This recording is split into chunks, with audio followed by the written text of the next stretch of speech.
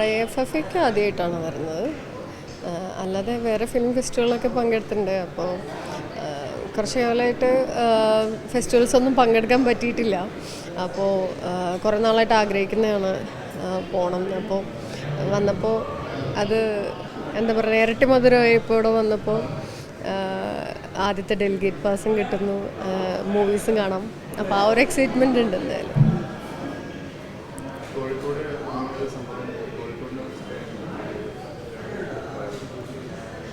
Actually ഞാൻ എറണാകുളംകാരിയാണ്.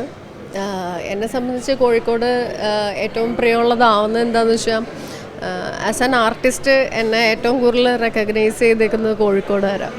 അത് കാരണം കോഴിക്കോട് ഇപ്പോഴും എനിക്കൊരു ഫേവറേറ്റ് പ്ലേസാണ്. അതായത് എൻ്റെ നാട്ടുകാർ പോലും ആസ് ആൻ ആർട്ടിസ്റ്റ് എന്നെ തിരിച്ചറിയാണ്ടിരുന്നപ്പോൾ ഞാൻ ചെയ്ത ക്യാരക്ടറിൻ്റെ പേര് വെച്ചിട്ട് എന്നെ വിളിച്ച് സംസാരിച്ചത് കോഴിക്കോടുകാരാണ്. അതുകൊണ്ട് കോഴിക്കോട് എപ്പോഴും എൻ്റെ ലൈഫിലൊരു എന്താ പറയുക, അവിടുത്തെ ആൾക്കാരെ എനിക്ക് പ്രിയപ്പെട്ടതാണ്.